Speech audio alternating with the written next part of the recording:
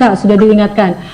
Betul sekali, tindak lanjutnya memang untuk kami rencananya saya sudah berdiskusi dengan Ibu Kepala Sekolah, Bu Ani, bahwa memang ke depan acara-acara seperti ini juga akan tetap terus dilakukan dan ini akan menjadi program tetap kami di bidang 4 dan selanjutnya juga kami berharap bahwa ke depan Pak Lukman juga tidak dan para alumni lain juga tidak bosan-bosan dan tidak capek-capek untuk kami ajak bersama-sama berkontribusi terhadap sekolah atau alma mater kita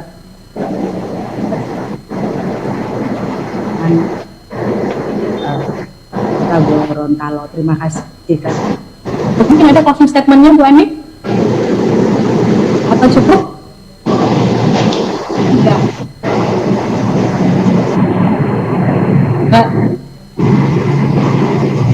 Di-unmute dulu Kak. Pak Adit di-unmute dulu. Bu Aninya mungkin 2 menit aja atau 1 menit aja minta waktu untuk menyampaikan closing statementnya Pak Ani. Bisa? Jaringannya susah ya? Oke. Tidak apa-apa, nanti mungkin di akhir saja mungkin ya, Prof ya. Harapannya sih Kak Anu tetap di sini bersama-sama dengan kita. Baik, selanjutnya Pak Rusdi Basalama sudah siap, oke?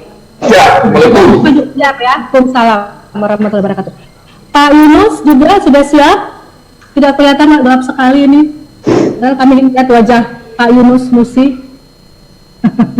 Baik, alhamdulillah narasumber yang berikutnya yang ketiga dan keempat sudah hadir bersama-sama kita di sini dan akan lanjut untuk memberikan materi kepada atau memaparkan atau sharing momen lah dengan adik-adik siswa SMA Negeri 1. Untuk itu saya akan sedikit perkenalan ya dengan narasumber kita. Yang berikutnya adalah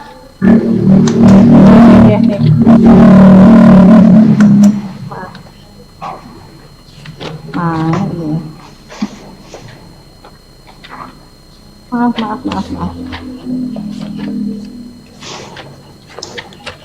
Pak Adit itu apa namanya suara backgroundnya kayaknya ini sekali ya Pak ya? Bisa terdengar ya suaranya ya? Terdengar ya? Oke. Baik, selanjutnya narasumber yang ketiga ada hadir bersama-sama kita di sini ada Pak Yunus Musi, SE. Beliau lahir di Gorontalo tanggal 30 Januari 1970 dan lulus di SMA Negeri 1 Kota Gorontalo pada tahun 1989. Beliau menyelesaikan studi S1-nya di Universitas Widya Gama Samarinda pada tahun 1999 dan kemudian beberapa jabatan atau karir jejak baik di lingkungan pekerjaan maupun organisasi yang sempat beliau ikuti itu ada banyak sekali yang masuk di kami biodatanya, tapi hanya beberapa hal yang kami sampaikan saja. Antara lain adalah saat ini beliau menjabat sebagai Direktur Utama PT Anugrah Daya Bersama. Kemudian beliau juga pernah menjadi Ketua Bidang OKKMPW Pemuda Pancasila Kalimantan Timur 2012-2017. Beliau juga menjadi Ketua KNPI Kaltim 2 periode yaitu 2017-2010 dan 2010-2013. Kemudian beliau juga pernah menjadi Ketua Asprof PSSI Kaltim 2 periode lagi 2013-2017, kemudian 2017 sampai dengan sekarang beliau menjadi Eksekutif Komite PSSI 2017 sampai dengan sekarang dan tahun 2020 ini beliau dipercayakan sebagai PLT Sekretaris Jenderal PSSI. Untuk itu kami dari track record beliau kita sudah bisa melihat bahwa pasti banyak pengalaman-pengalaman dan prestasi-prestasi yang telah beliau capai dan untuk itu inilah kesempatan kita untuk sama-sama mendengarkan sharing momen dari Pak Yunus Nusi atau bisa kita panggil dengan Kak Nusi. Kalau tadi narasumber pertama dan kedua kita biar akrab katanya memanggilnya Kak saja gitu. Jadi saya mohon izin duluan kepada para narasumber bagaimana nih kita panggil Kak aja nggak apa-apa ya biar adik-adik siswa kita merasa lebih dekat. Oke, Kak Yunus Nusi.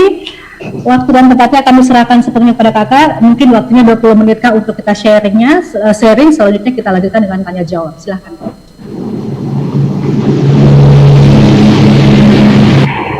Kak Yunus?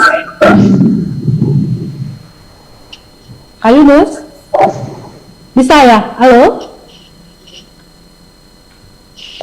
Halo, Kak Yunus? Kak Yunus, terdengar suara saya? Tidak terdengar suaranya. Pak Adit, bisa minta tolong Pak Adit? Oke. Bisa tes modulasi?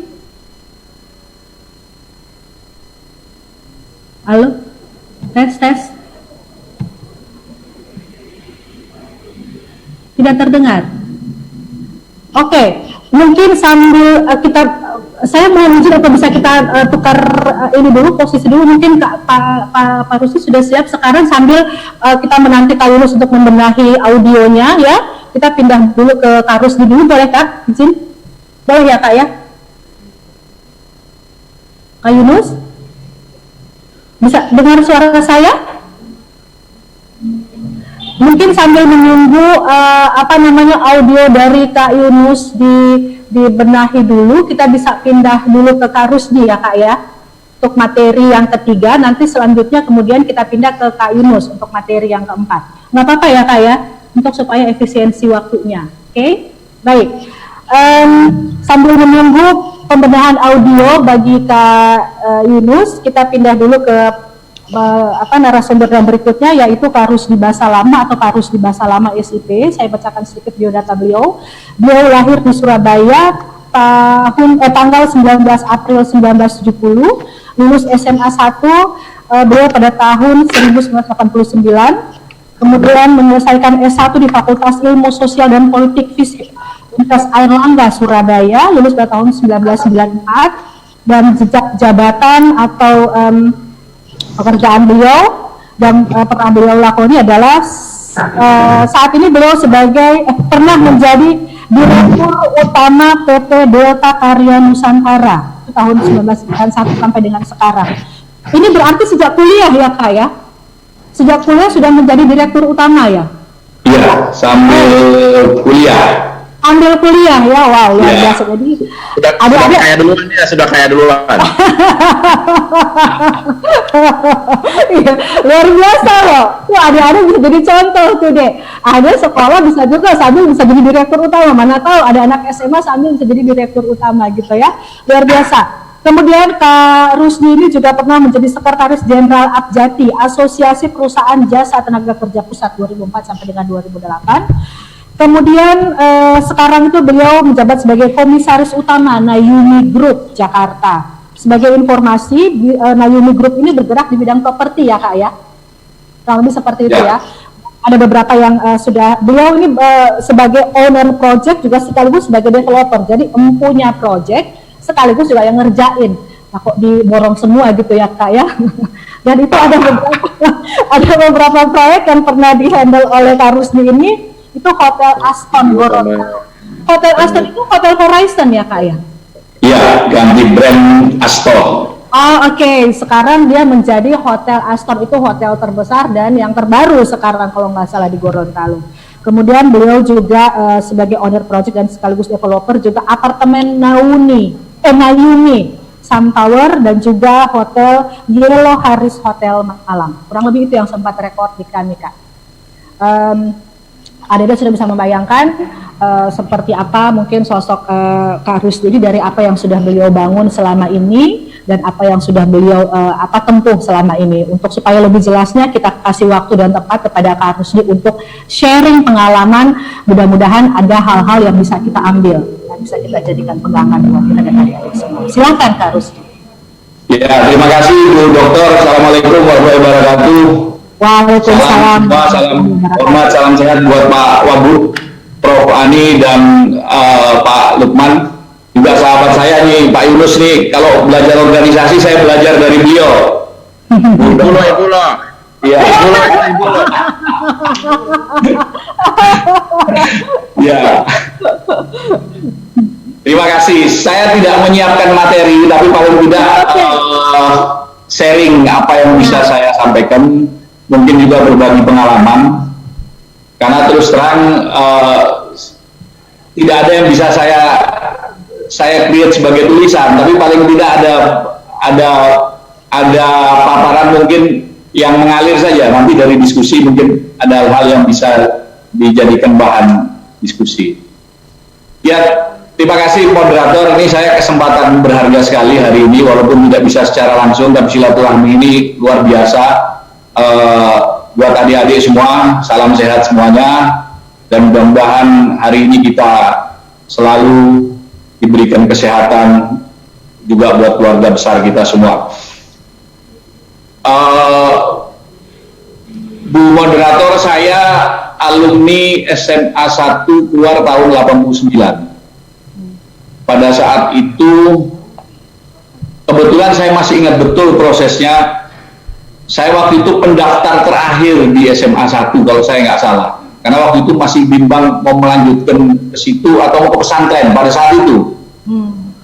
Jadi kebetulan pendaftar terakhir di SMA 1. Dan alhamdulillah sampai selesai di situ, dan sejarah hidup saya memang banyak di Gorontalo. Dan sahabat-sahabat semua di SMA 1 mungkin kita banyak berinteraksi, bahkan sampai hari ini masih sering berinteraksi. Lulus 89 saya ke Surabaya mencoba tes dulu. Waktu itu tes UMPT, masih UMPT zaman itu, saya masih ingat tahun 89 masih UMPT. Coba habis ngetes di Gorontalo, kemudian berangkat ke Surabaya coba tes swasta, tapi alhamdulillah keterima di Universitas Airlangga, Fakultas Ilmu Sosial, jurusan ilmu politik lagi. Pada saat itu nggak punya bayangan mau jadi apa ilmu politik, nggak punya bayangan. Karena memang pada saat itu orang cuma taunya Soeharto, politik nggak bisa dibahas. Jadi kalau bicara mahasiswa masa depannya paling suram ilmu politik dulu. Ya, jadi memang proses perjalanan. Sambil kuliah tahun 91, saya masih ingat betul, tahun 91 awal, saya mulai belajar bisnis sebetulnya. Mulai lihat-lihat peluang, karena pada saat itu banyak orang-orang Gorontalo, pemilik toko-toko di Gorontalo itu punya barang dikirim melalui ekspedisi hanya satu dulu di Gorontalo. Pada saat itu ekspedisi di Surabaya yang kirim ke Gorontalo hanya satu, saya ingat betul. Sehingga saya berpikir ini banyak barang waktu itu, coba siapa tahu saya bisa akhirnya bikin perusahaan kecil-kecilan ekspedisi pada saat tahun 90. Saya sama teman berdua lah yang punya ide bersama waktu itu. Tahun 91 ingat betul saya. Berjalan dari 1-2 karyawan sampai 11 karyawan. Sampai proses-proses tahun 96 berkembang ya, dengan ya proses namanya bisnis pasti ada naik, ada turun, ada proses yang dinamis lah. Nah, yang penting prinsipnya saya nggak nipu orang, nggak bohongin orang, kita mengalir saja. Alhamdulillah sampai tahun 97 pas Krismon kita punya dampak juga pada saat itu tahun 97, sehingga beberapa karyawan kita berhenti, unit-unit kontainer kita jual. 97, 98 saya pindah ke Jakarta. 94 saya selesai wisuda, 94 selesai kuliah. Itu pun terpaksa, sebetulnya sudah dipaksa banget selesai. Ya, sudah ngerti duit. Pada saat itu sudah ngerti duit tidak enak, kayak Pak Yunus. Jadi udah ngerti duit, kita sudah molor-molor kuliahnya, sudah. Ya, begitulah kira-kira. Sampai tahun 98 saya pindah ke Jakarta. Saya masih ingat betul tahun 98 saya masih punya sisa keuangan waktu itu 2,5 juta. Saya tahun 98. Saya kos di Jakarta, saya kos di Petakan. Waktu itu saya masih ingat tahun 98 saya bayar 250.000 per bulan. Selama 6 bulan pertama saya bayar, yang penting aman dulu ngekos. Ini proses perjalanan lah, berinteraksi, ketemu ini, ketemu itu, proses berjalan.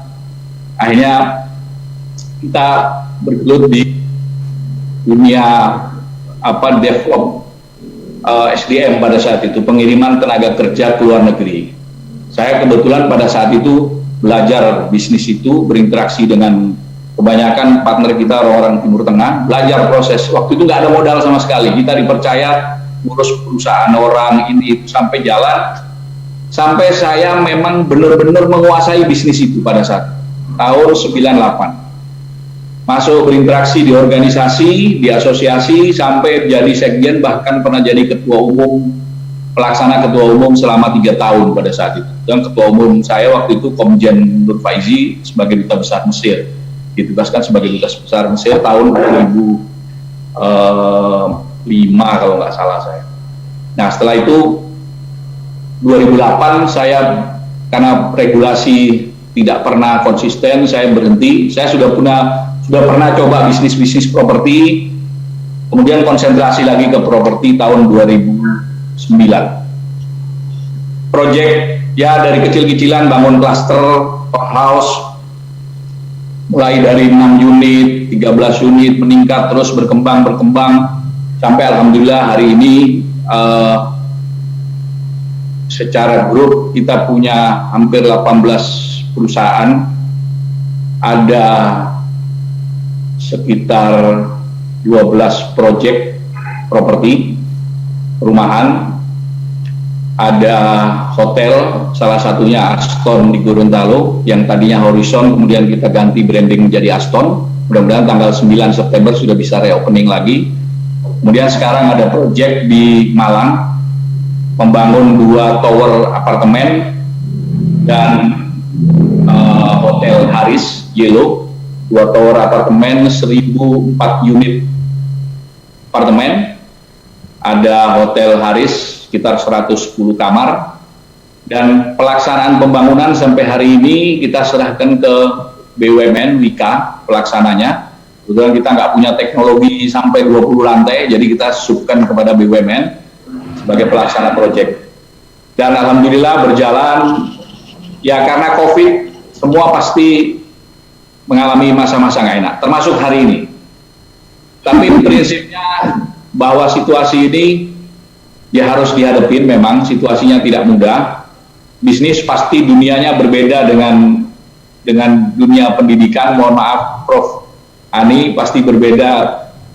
Dinamika bisnis pasti kita ngadepin macam-macam pola, ngadepin macam-macam aturan yang kadang-kadang kalau kita nggak siap juga memang babak belur.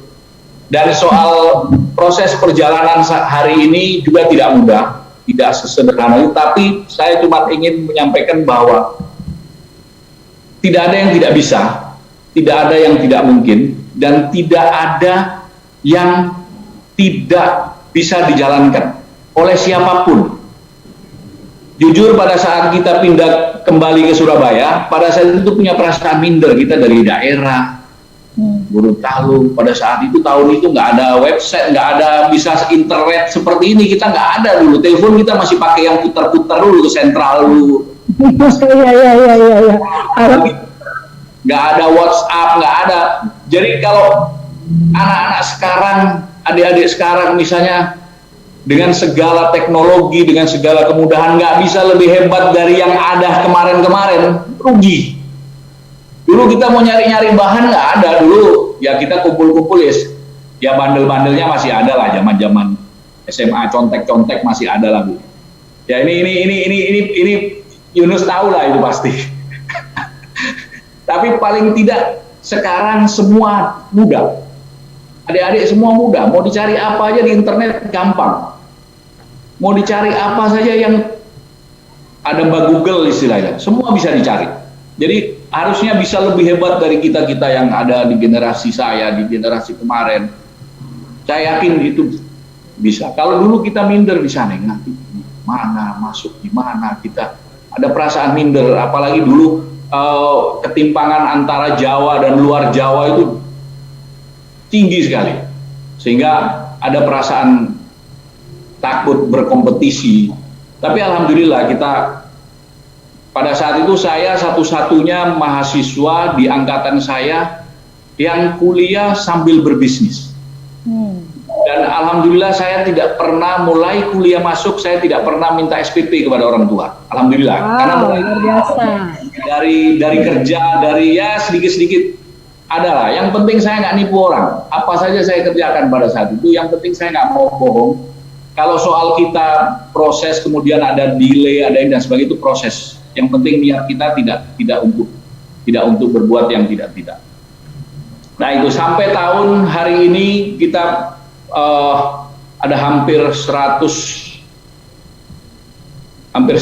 karyawan, 100 lebih. Tapi karena COVID kemarin agak kesian juga sebetulnya, tapi ya untuk kebaikan semua nanti sambil proses lah. Ini situasi ini dunia usaha bisa bertahan aja itu sudah luar biasa hebat. Karena COVID ini dampaknya benar-benar buat dunia usaha seperti kami itu luar biasa.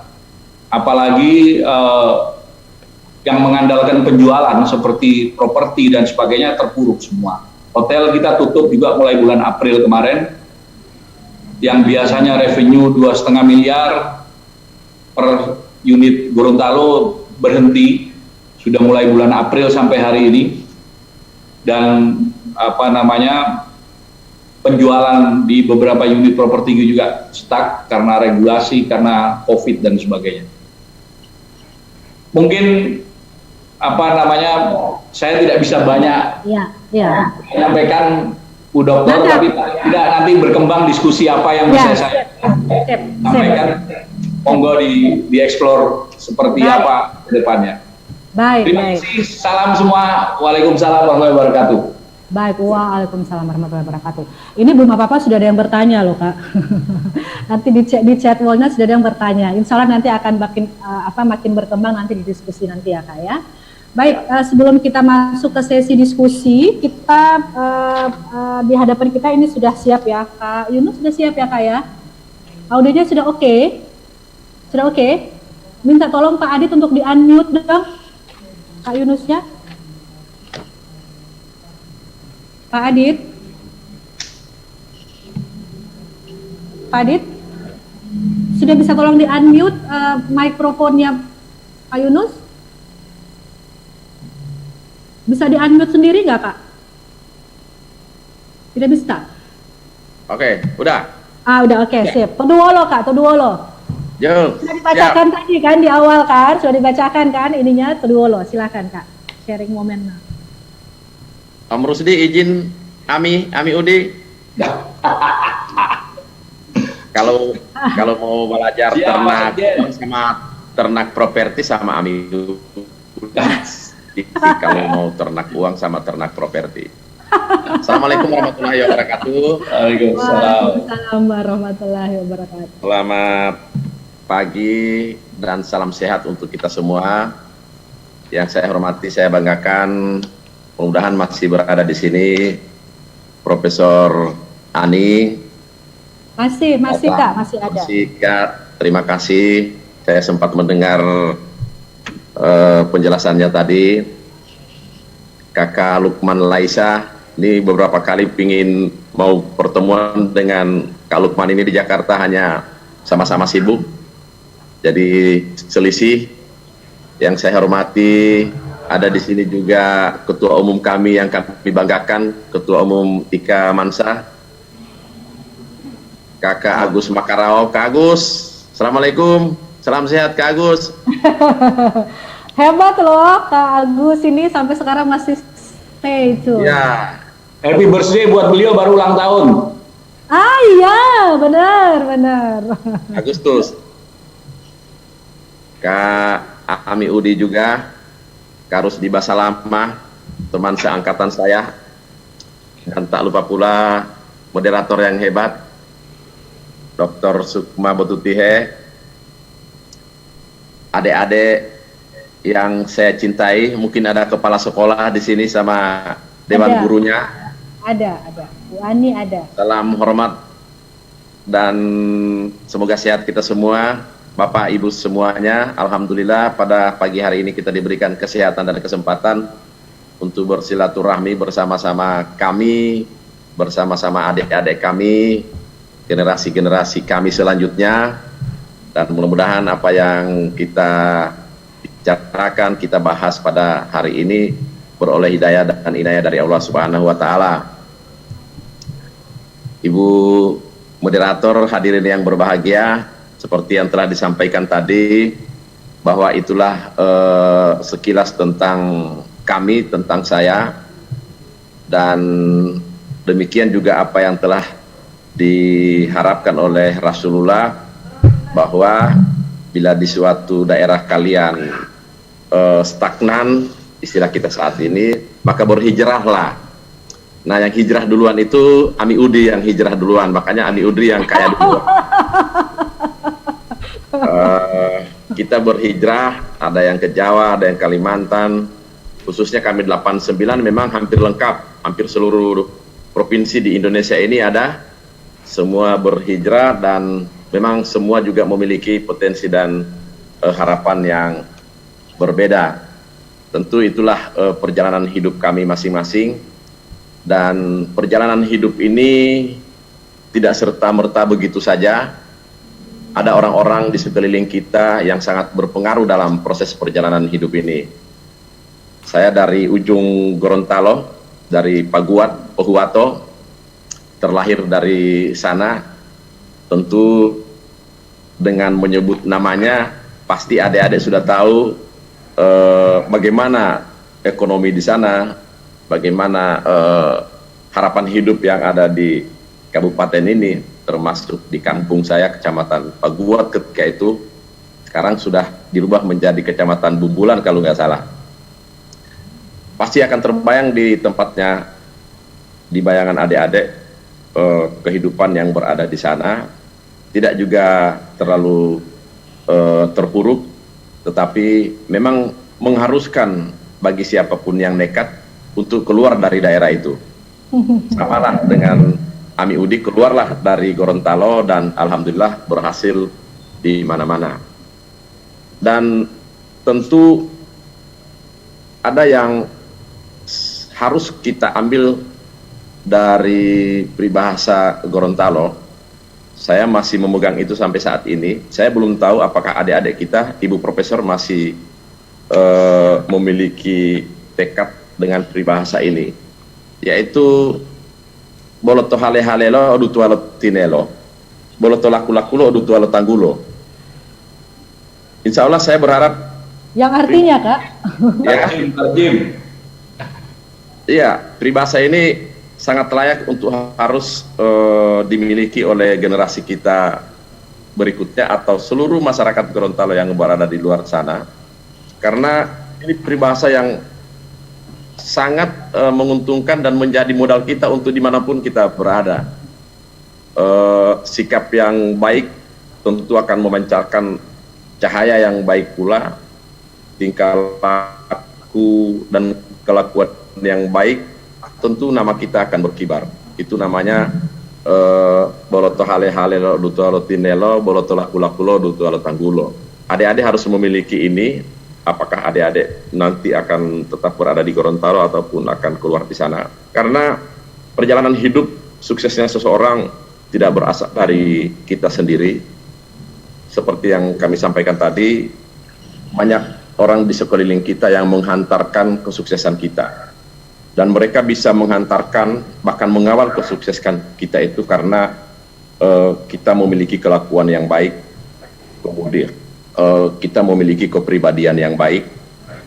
Jangan terlalu mengakui bahwa kita seseorang yang memiliki kecerdasan yang begitu tinggi, IQ kita juga hebat, kita pintar, tetapi yang sangat menghantarkan kesuksesan kita itu adalah orang-orang yang ada di sekitar kita. Dan orang-orang yang di sekitar kita itu bukan karena kita pintar, kita cerdas, IQ kita hebat, tetapi ketika kita mampu beradaptasi dengan mereka, suku apapun, agama apapun, dan tentu juga tentang bagaimana cara pembawaan hidup kita, keseharian kita, sosial kita terhadap mereka yang berada di sekeliling kita. Ketika kita sudah memiliki sikap-sikap karakter seperti itu, maka insya Allah niat, tujuan, dan harapan itu perlahan-lahan akan terwujud ketika kita juga tekad untuk memiliki tujuan-tujuan yang sesuai dengan kemampuan dan keinginan kita. banyak hal memang dalam perjalanan ini yang tentu menjadi kendala kita, halangan kita. Tetapi saya juga merasa bangga dengan kehidupan saya, kelahiran saya sebagai orang Gorontalo. Kita memiliki rasa empatik yang tinggi terhadap sosial itu, yang mungkin disitulah sedikit menguntungkan keberadaan kita sebagai masyarakat Gorontalo. Kita kehidupan sosial kita yang begitu juga ketat dengan kehidupan kita di sekitar kita juga, itu tentu juga menjadi bagian yang terbaik yang menjadi kebanggaan kita sebagai warga Gorontalo. Tetapi hal yang sangat penting yang pengalaman saya di tahun 89 ketika harus keluar dari Gorontalo, bahasa Indonesia saya masih belepotan. Ketika kita di Balikpapan, ketika kita berada di Jawa, di Jakarta, ketika itu kita masih memiliki bahasa Gorontalo dan bahasa logat Manado yang ternyata di luar sana kan ada bahasa buku. Iya. Nah, ini juga menjadi pengalaman yang berarti bagi kita, sehingga kita masuk baru beradaptasi dengan bahasa itu. Tetapi saya juga harus bangga bahwa saya memiliki bahasa Gorontalo yang sangat fasih yang sampai saat ini, dan itu juga yang terkadang membuat ada keuntungan-keuntungan tersendiri yang saya dapatkan ketika berada di luar sana, yang berinteraksi dengan masyarakat Gorontalo yang ada di luar sana. Dan adik-adik juga harus bangga tentang hal itu. Adik-adik juga harus bangga dengan bahasa Gorontalo. Saya sedikit pesimis bahwa di generasi-generasi kita saat ini, mereka terkadang juga sudah asli Gorontalo tetapi tidak bisa berbahasa Gorontalo, dan ini sebenarnya hal yang kurang baik bagi kita. Tetapi kita berharap bahwa ke depan mereka harus memiliki rasa itu, mereka harus juga tahu bahwa sejarah Gorontalo itu, daerah Gorontalo itu adalah sebuah daerah yang sangat membanggakan bagi kita, baik dalam segi perjuangan maupun dalam segi agama. Termasuk kita harus sepakat bahwa banyak generasi-generasi Gorontalo yang berada di luar sana yang telah memberikan yang terbaik untuk bangsa ini, yang telah memberikan terbaik untuk agama kita, untuk daerah kita. Dan harus kita sepakat bahwa daerah Gorontalo memiliki tingkat sosial yang begitu tinggi, sehingga sampai dengan saat ini apapun agama yang ada di Gorontalo, apapun ras yang ada di Gorontalo, apapun suku yang ada di Gorontalo, kita sampai saat ini damai-damai saja. Dan itu rasa empati orang-orang Gorontalo yang kita rasakan sampai dengan saat ini. Rekan-rekan, adik-adik saya yang saya cintai, bahwa memang perjalanan hidup seperti yang disampaikan oleh pembicara sebelumnya, termasuk oleh Ami Udi, itu sangat menentukan masa depan kita di kemudian hari. Bahwa memang kita belum mengatakan saat ini kita sudah dalam keadaan yang di puncak, klimaks, tetapi kita tetap berusaha agar bagaimana kita juga mampu memberikan yang terbaik, baik keluarga, bahkan kita juga harus berpikir memberikan yang terbaik untuk kampung halaman kita, termasuk Gorontalo. Beberapa niat kami, termasuk niat kami 89 dengan Om Udi untuk membangun Geraha Semansa ini yang belum terwujud. Mudah-mudahan di masa-masa yang akan datang bisa kita wujudkan bersama dengan Ketua Umum Pak Agus Makarao, karena kita juga menjadi bagian, menjadi yang terbanggakan lahir dan menjadi alumni sekolah SMA 1 Gorontalo. Dan ada satu hal yang sangat menarik, menjadi pengalaman yang tidak baik bagi saya, bahwa saya saat ini sangat tidak fasih bahasa Inggris. Ini yang harus saya sampaikan ke adik-adik. Kenapa? Karena di waktu itu guru bahasa Inggris saya, Tante Iyam Progoi, itu tante saya, guru bahasa Inggris SMA 1, dan selalu jadwalnya hari Sabtu. Sementara hari Jumat sore itu atau hari Sabtu pagi kami sudah lari langsung pulang kampung ke Paguat. Kebetulan kalau hari Sabtu itu ada truk-truk dari pelabuhan yang muat kopra, hari Sabtu pulang ke Paguat. Jadi kami harus naik truk pulang ke Paguat 5-6 jam ketika itu perjalanannya. Jadi hari Sabtu saya tidak bisa lagi ikut bahasa Inggris, dan kebetulan waktu itu gurunya Tante, jadi alhamdulillah dikasih dispensasi. Memang nilai terakhirnya hanya 6 bahasa Inggris. Nah, ini yang kurang baik, maka ke depan bahasa Inggris menjadi sebuah pelajaran yang memang harus ada pada adik-adik. Itu pengalaman yang sangat berarti bagi saya, karena dengan ketidakmampuan saya untuk fasih di bahasa Inggris, maka inilah yang juga setidaknya sedikit menghalangi keberadaan dan ya sukses prestasi saya di masa-masa yang saya alami saat ini. Karena baik itu pekerjaan maupun organisasi yang saya geluti saat ini berhubungan dengan bahasa Inggris, berhubungan dengan masyarakat dari luar Indonesia sana, dan itulah yang menjadi harapan kami kepada adik-adik, bahwa mumpung masih SMA, mumpung masih muda, mumpung masih potensial, ingatan masih ada, bahasa Inggris saat ini sangat dibutuhkan untuk generasi milenial. Kalian adalah generasi-generasi yang jauh dibanding dengan kami. Seperti yang disampaikan oleh Udi tadi, mungkin ke sekolah masih jalan kaki. Saya di SD saya tidak pakai sepatu, tidak pakai sandal. Di zaman saya masih SD, kan di Paguat lampu belum ada, listrik belum ada ketika saya sudah SMP, SMA, SD, SMP. Jauh berbeda dengan apa yang adik-adik alami saat ini. Dan kesempatan kehidupan yang saat ini menjadi situasi yang sangat berarti bagi kalian adik-adik untuk tidak malas, untuk harus tetap semangat di dalam mencapai kehidupan. Bahwa hari ini harus ada penyesalan yang didahulukan oleh kalian ketika di suatu ketika nanti terjadi penyesalan yang realistis yang kalian hadapi. Bahwa beberapa hal juga kami ternyata menyesal di dalam kehidupan, di dalam aktivitas kita ketika menjadi SMA, dan saat ini kita alami penyesalan itu. Nah, mumpung saat ini adik-adik juga melihat bagaimana para kakak-kakak, para senior yang berhasil di luar sana, tentu dengan pengalaman-pengalaman yang berbeda, dan tentu juga dengan semangat dan tekad yang berbeda. Nah, tetapi yang sangat penting itu bagaimana kalian mampu untuk membangun jaringan komunikasi, terkhusus dulu kepada para alumni ini. Ada di tempatnya Kak Agus Makarao, Ketua Umum Ika-Mansah, data-datanya, di mana kalian akan mengukir perjalanan ini, di mana kalian adik-adik akan melanjutkan perjalanan ini. Saat ini zaman komunikasi dan jaringan. Saat ini zaman komunikasi dan jaringan, baik itu dalam bisnis, dalam organisasi, dalam pendidikan dan apapun, ini zaman jaringan dan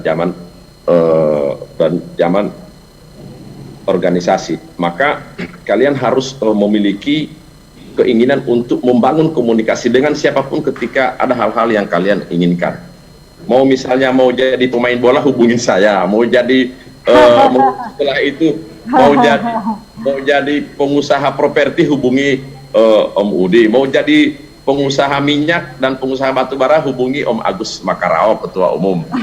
Mau misalnya mau jadi pekerja di bandara, ada Kak Lukman Laisa. Ini jaringan, dan tidak bisa dipungkiri saat ini negara kita, Indonesia, masih lebih kuat di dalam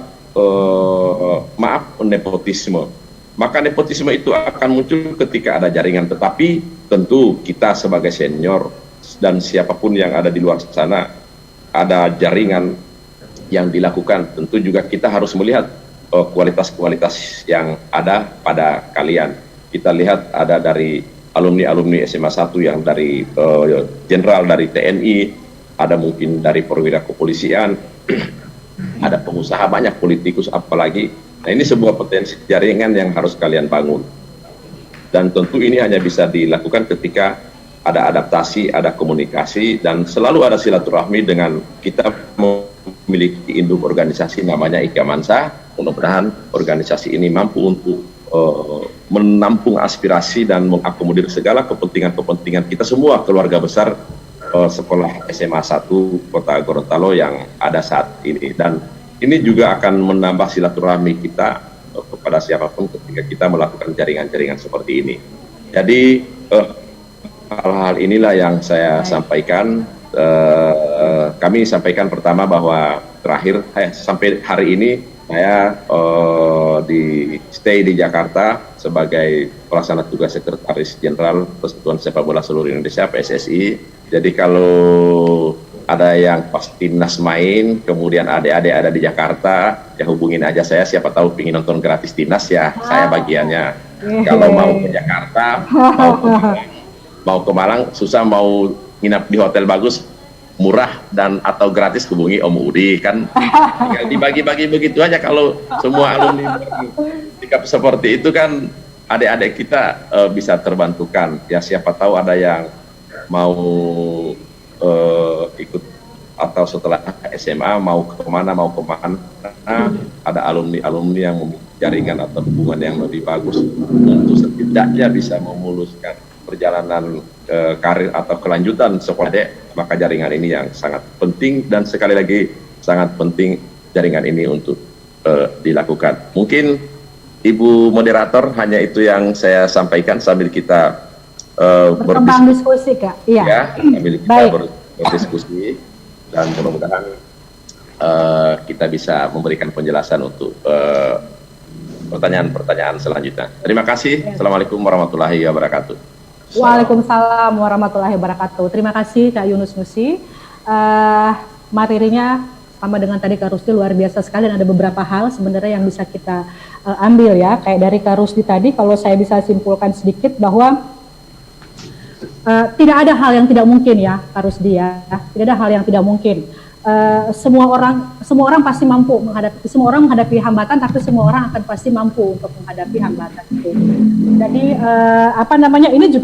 ini juga tercermin dari apa yang sudah dialami oleh Kak Rusdi ketika pertama kali mengalami shock kultur waktu pindah ke Surabaya, hijrah ke Surabaya.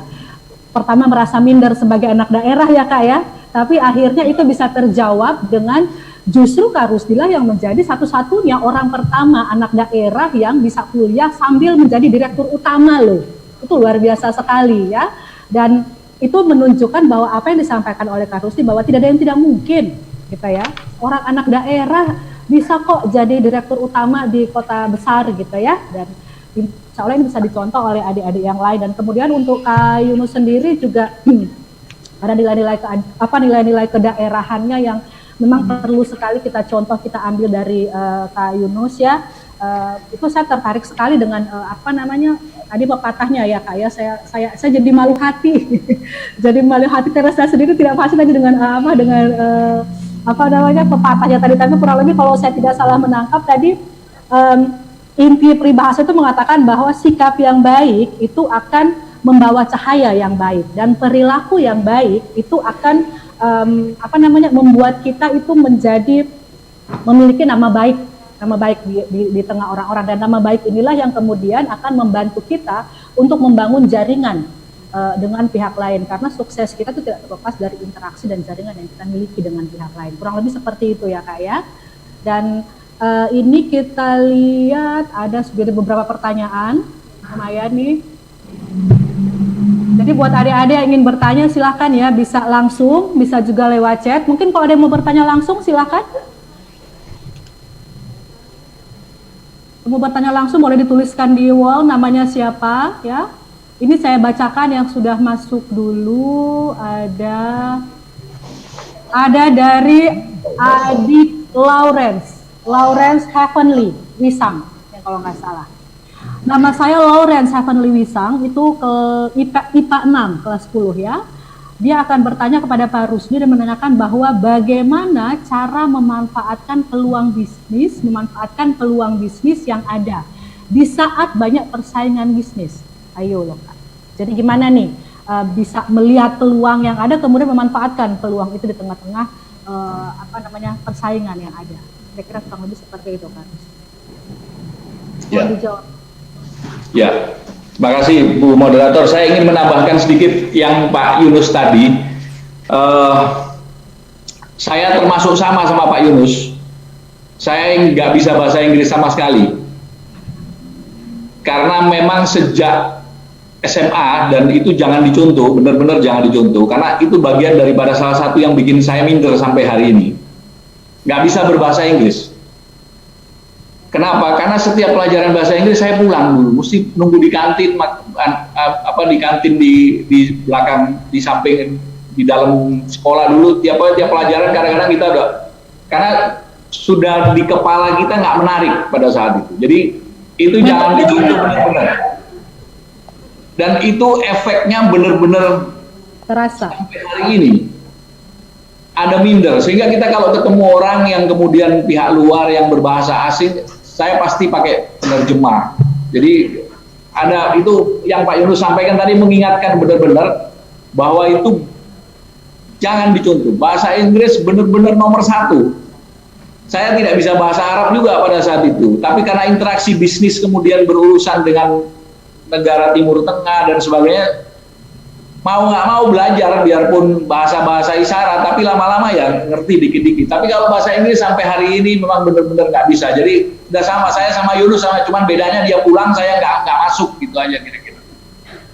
Ya, Bu Moderator, ini terima kasih pertanyaan tadi bagaimana caranya memanfaatkan peluang.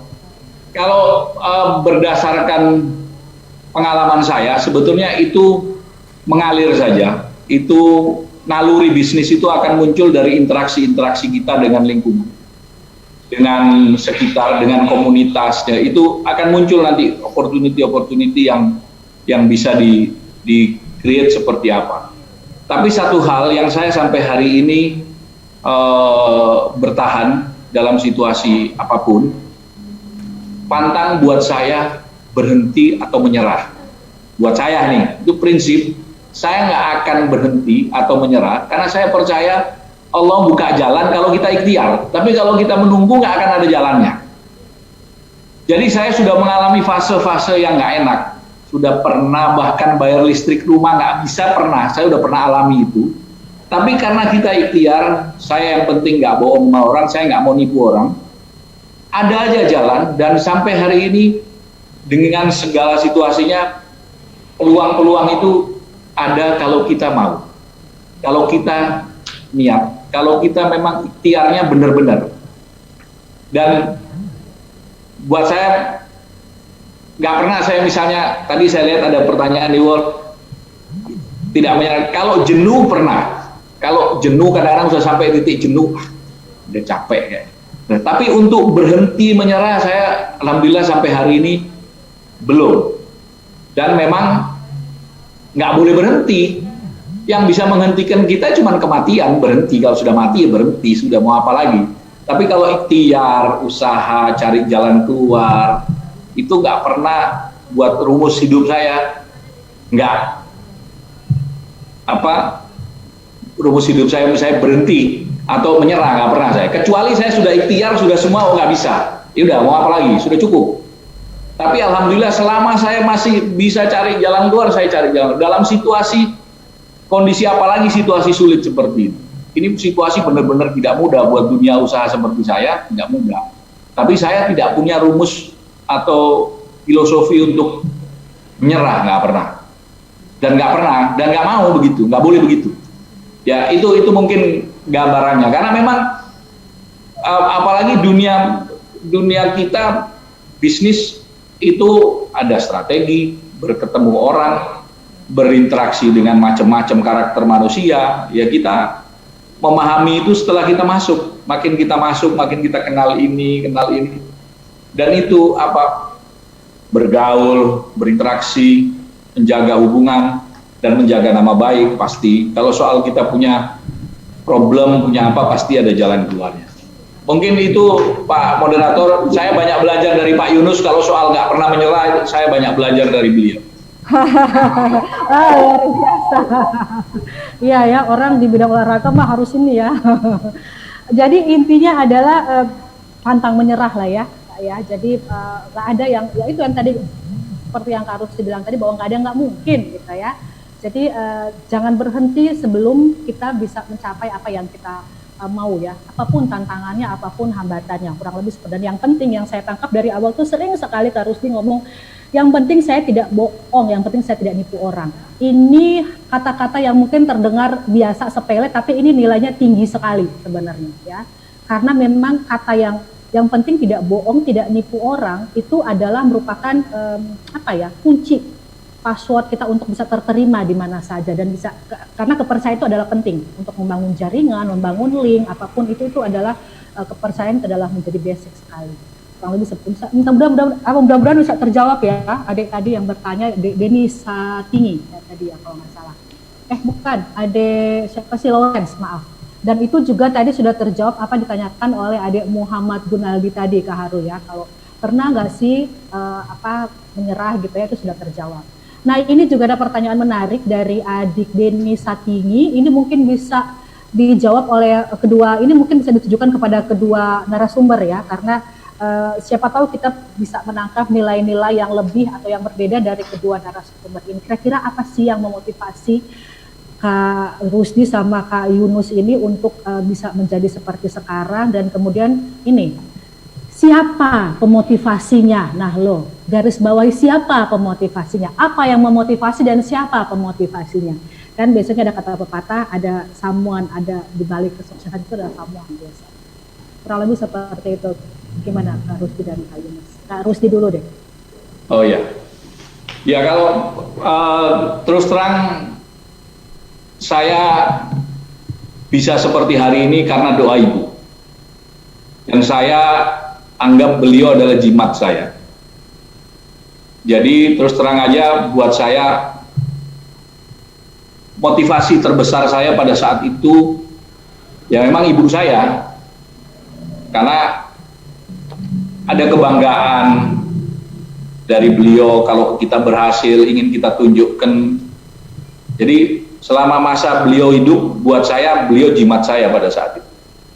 Jadi saya tidak pernah melewatkan, misalnya saya di Jakarta, saya setiap 3 minggu sekali paling tidak saya pulang ke Surabaya untuk nengok ibu saya. Setiap 3 minggu sekali saya pulang, biar cuman saya datang pagi pulang sore, biar cuman duduk, cium kakinya, balik lagi.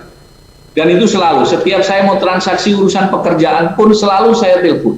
Pagi saya keluar rumah, saya telepon. Jadi ada motivasi besar, ada doa besar dari, makanya buat saya, adik-adik sekalian, memang buat saya ibu segala-galanya, dan itu nggak ada yang lebih luar biasa dari itu. Yang terus terang ada keinginan besar pada saat itu, saya ada motivasi besar karena waktu itu kebetulan kalau di zaman kita tahun 89, era 89-90, untuk masuk ke universitas negeri pada saat itu memang benar-benar nggak gampang, susah pada saat itu. Saya waktu itu angkatan saya 89 di Airlangga hanya bertiga, 3 orang dari Gorontalo, saya ingat betul, 3 orang, dan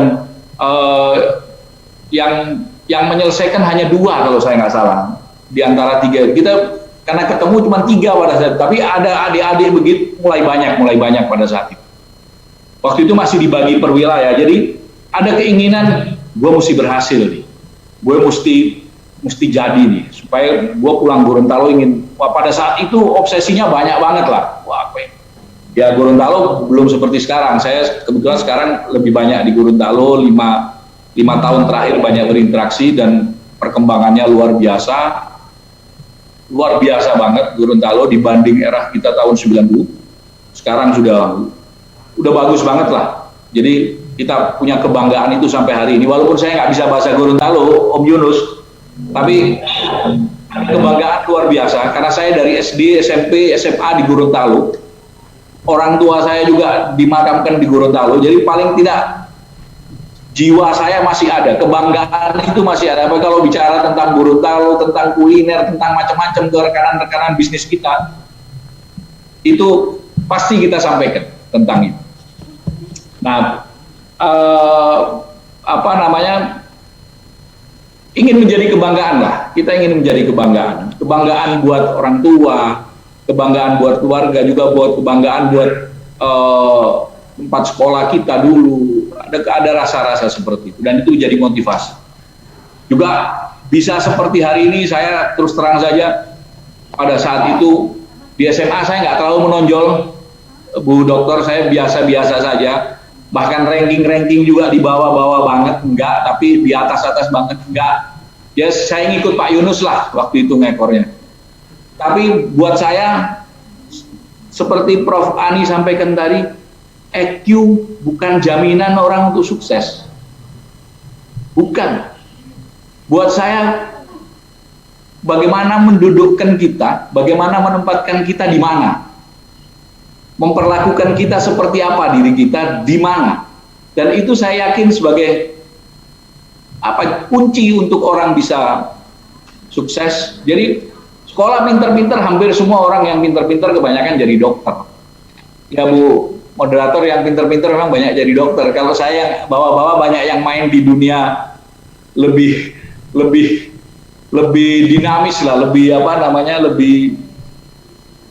dinamis banget. Tapi prinsipnya semua bisa, nggak ada yang nggak bisa. Saya yakin betul jalan keluar itu pasti ada kalau kita mau dan mencoba. Dan tidak ada buat saya kata menyerah. Itu penting, karena kalau saya menyerah, berhenti, saya selesai. Itu mungkin Pak Yunus lebih banyak lagi dari saya.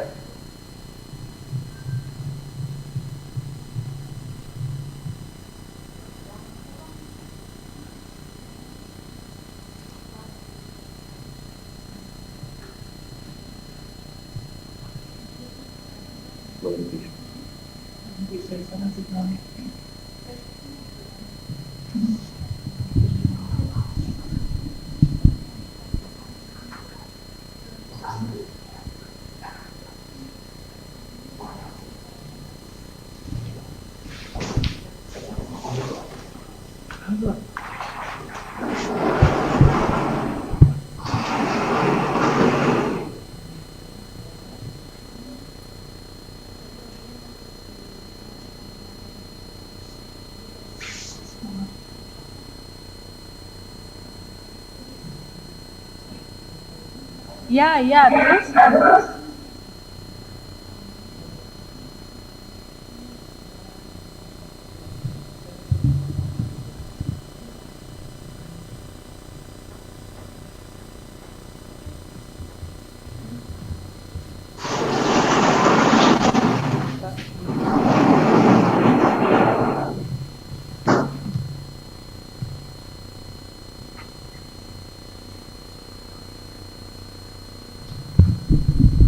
Adit, unmute Ibu Sukma.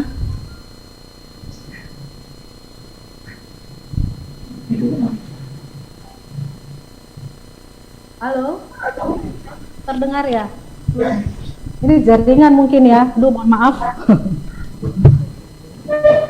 Kesalahan bukan pada perangkat Anda. Halo, tes terdengar ya? Harus di? Iya. Oke. Maaf tadi jaringannya keputus, jadi Keputus ya? Ya. Gimana Kak? Lanjut. Oh, tadi terputus ya?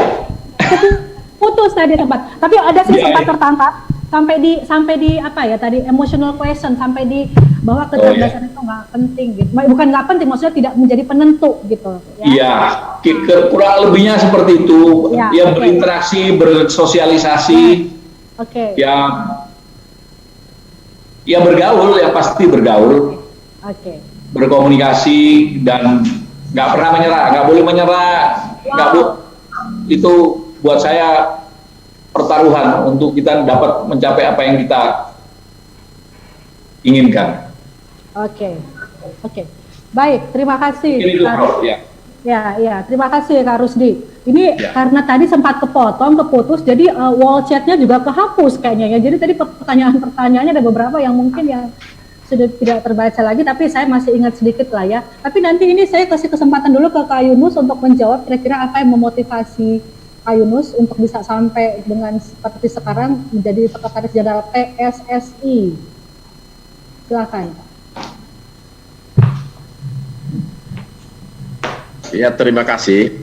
Sama lah dengan Habib Ami Udi. Siapa itu? Ya ibu itu udah pasti. Adik-adik, kami sudah merasakan betapa dahsyatnya doa ibu itu. Saya maaf, sering ada kegiatan organisasi yang election gitu, pemilihan. Ketika ibu saya sudah mendoakan saya, alhamdulillah lebih banyak terkabulnya. Ini satu hal yang disampaikan oleh Ami Udi ya ke adik-adik, bukan sembarang bicara. Ini bukan tukang jual obat di sentral, ini bukan basa-basi, bahwa doa ibu itu segala-galanya. Mumpung adik-adik sebagian besar pasti masih memiliki orang tua, ibu, inilah kesempatan kalian untuk mendekatkan diri kepada orang tua, khususnya ibu. Saya seperti yang disampaikan oleh Ami Udi, seperti yang saya sampaikan tadi, bahwa kalau toh harus menyatakan apa faktornya, bahwa itu adalah doa ibu saya. Saya sampaikan bahwa saya umur 12 tahun, bapak saya sudah meninggal dengan 6 saudara. Ibu saya yang memimpin rumah tangga ketika itu. Tahun 89 sama dengan Ami Udi kami hijrah, dan disitulah pengaruh penting bagaimana kasih sayang doa ibu dan bagaimana baktinya juga kita kepada orang tua kita. Dan ini akan berpengaruh, akan merembet kepada semua hal perjuangan kita dan niat kita di masa-masa yang akan datang. Tanpa doa ibu, saya sangat pesimis, adik-adik, apabila kalian tidak diridhoi, tidak didoakan, khususnya ibu, maka jangan terlalu banyak berharap, jangan terlalu banyak bercita-cita ketika hubungan kalian dengan seorang ibu masih kurang baik. Jangan terlalu berharap kalian bisa sukses. Kalau toh juga ada orang yang sukses, tetapi kehidupan antara dia dengan orang tuanya atau ibunya tidak baik, saya yakin hatinya selama-lamanya juga tidak begitu tentram, tidak begitu bahagia. Sukses hanya sukses di duniawi, sukses di kasat mata kita lihat mungkin banyak mobilnya, mungkin juga jabatannya juga bagus, tetapi kita yakin bahwa hatinya pasti tidak akan tentram, hatinya juga tidak bahagia ketika tidak ada ridho dari seorang ibu. Dan yang berikutnya, kita harus memiliki niat. Kita harus memiliki niat untuk merubah tujuan kita, untuk merubah keinginan kita, untuk melanjutkan dan mencapai niat dan tujuan kita itu. Kita juga harus memiliki tekad yang begitu kuat, dan kita harus membalasnya. Anda, adik-adik, setelah SMA harus punya niat dan merubah menjadi seorang mahasiswa atau mahasiswi yang baik. Dan niatnya harus baik, doanya juga harus baik. Jangan berpikir setelah SMA mau nikah atau mau bekerja. Punya niat yang baik dulu untuk ke depan, punya keinginan yang baik juga untuk ke depan. Mungkin itu yang sangat penting. Sekali lagi yang seperti disampaikan oleh harus dibahas dalam tadi, bahwa doa orang tua, doa ibu sangat berpengaruh di dalam perjalanan karir kita, baik sekarang maupun di masa-masa yang akan datang. Adik-adik masih memiliki itu, dan ini kesempatan yang sangat berarti bagi adik-adik. Harus kita berbakti kepada kedua orang tua kita ini. Terima kasih.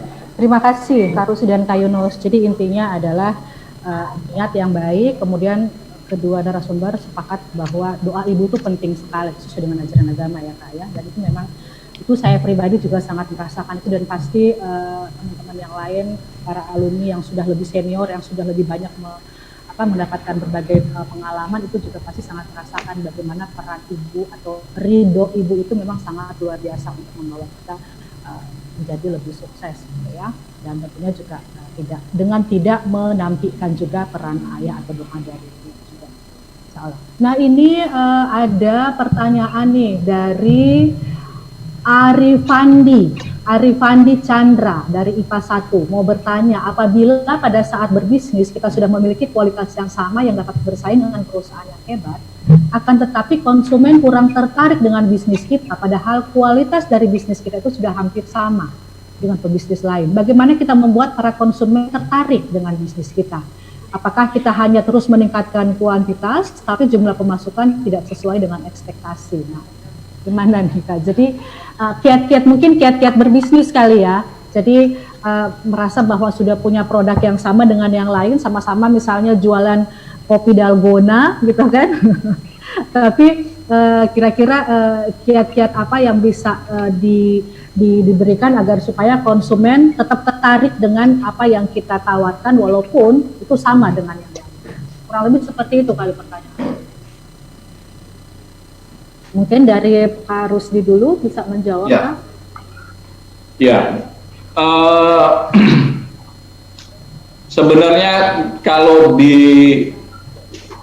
industri bisnis sekarang kan yang dominan itu peran media sosial, promo sekarang. Orang semua berpromo, yang sekarang lagi populer kopi, orang semua berpromo main kopi dan kopi. Kalau mau dipikir kopi rasanya sama semua kan, semuanya sama. Yang membedakan pasti apa? Mungkin kemasan, mungkin segmentasi, ya itu soal apa namanya, soal kreativitas saja, soal kreativitas, apa namanya, bagaimana mengemas produk kita, bagaimana mengemas, dan itu sekarang udah banyak ahli-ahlinya. Kalau saya terus terang, kadang-kadang di satu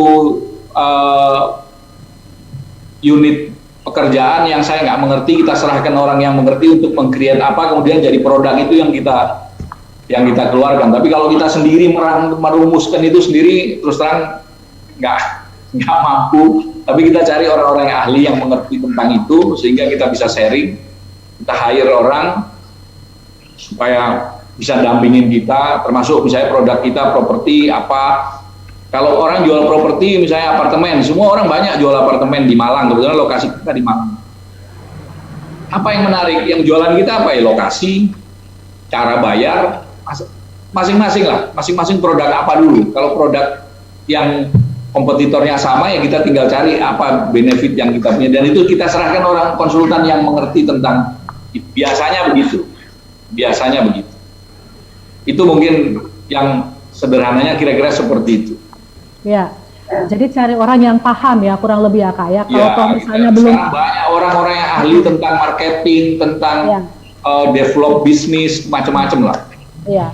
Dan seandainya mungkin kalau masih dalam level adik-adik sekarang yang masih, ini banyak loh Kak, anak-anak zaman SMA tapi mereka sudah buka bisnis.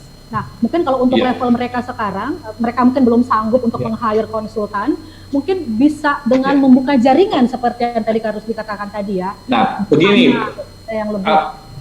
Bu Dokter, mungkin begini, ada yang saya itu penting, terutama untuk adik-adik, terutama untuk Gorontalo, adalah kualitas SDM kita.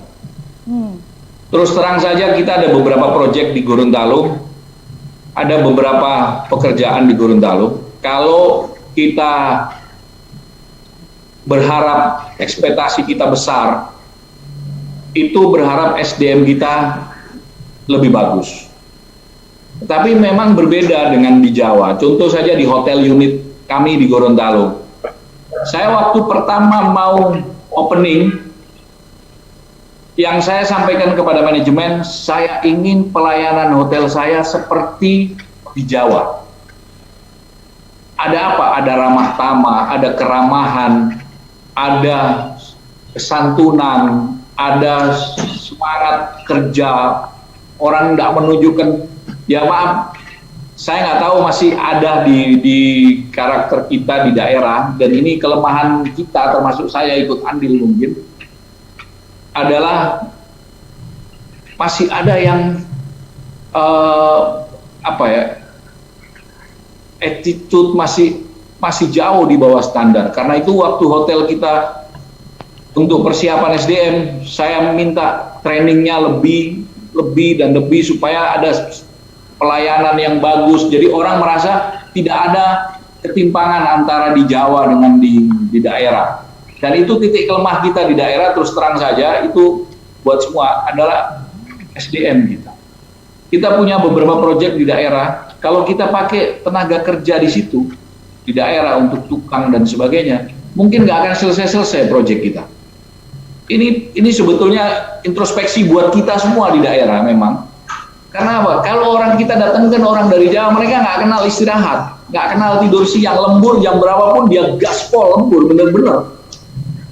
Nah, ada kelemahan kita kalau Sabtu kadang-kadang libur, orang Jawa dia nggak mau libur di sana. Nah, ini hal-hal yang mesti kita contoh. Mau lembur sampai jam 10 pun lembur mereka. Nah, ini yang begini-begini yang kita masih belum sampai ke state posisi seperti itu. Nah, ini yang mungkin perlu kita buat semuanya, buat saya juga terutama. Betul. Adalah Betul. Pembelajaran tentang kualitas SDM kita, begitu juga mulai dari SMA sekarang, bagaimana semangat, nggak boleh, budaya tidur siang menurut saya sudah mesti dihilangkan, benar-benar mesti dihilangkan, walaupun tidak semua sekarang sudah berubah, nggak seperti zaman kita dulu. Kalau kita dulu jam 1 siang kita keluar di jalan sudah nggak ada orang, tidur semua. Nanti habis asar baru, sekarang sudah tidak, tapi masih ada itu masih ada. Mungkin itu saya, Bu Dokter. Iya, terima kasih Kak. Dan menyambung dari itu, makanya nih ada adik kita yang cerdas nih bertanya, saudari Sifra, adik Sifra, dia bilang, nah gimana kiat-kiat kira-kira yang bisa dilakukan untuk bisa mengembangkan sumber daya kita, gitu. Sumber daya manusia orang Gorontalo gitu.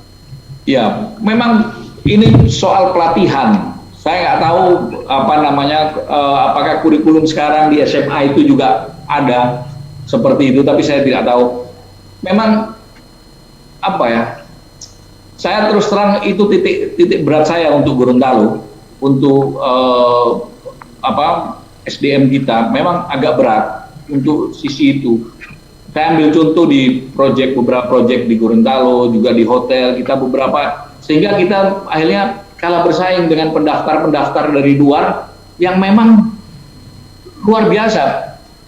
Sebetulnya kita tidak boleh menutup ruang buat orang daerah lain untuk masuk berkompetisi, tapi justru karena itu akhirnya ada rasa bersaing yang positif. Karena kalau kita jangan orang luar dong, kasih orang, memang harusnya begitu, idealnya seperti itu. Tapi kita harus realistis bahwa dunia usaha itu membutuhkan membutuhkan SDM yang bagus, membutuhkan SDM yang rajin, yang ulet, yang jujur, yang kalau jujur nggak ngelawan Gorontalo nomor 1 itu kebanggaan kita sampai hari ini. Tapi soal mental, soal semangat, spirit, keramah tamahan, berbeda jauh dengan, kita harus mengakui itu berbeda jauh dengan rekan-rekan kita di Jawa. Ya saya nggak ngerti aspek apa, tapi itu mungkin bisa jadi masukan buat SMA 1, saya nggak ngerti. Tapi paling tidak ini bahan buat semuanya. Oke. Jadi ini mungkin bisa menjadi perhatian kita semua ya, maksudnya dari berbagai aspek, berbagai unsur untuk bagaimana sih kita bisa memikirkan upaya-upaya agar supaya SDM Gorontalo itu punya daya saing juga seperti yang dikatakan oleh Kak Rusdi tadi. Mungkin tadi lewat pelatihan ya, dan mungkin lewat webinar-webinar seperti ini. Jadi adik-adik besok-besok kalau kita melaksanakan webinar seperti ini, ayolah jangan males-males. Jangan cuma di hide kameranya kemudian lari entah kemana gitu ya.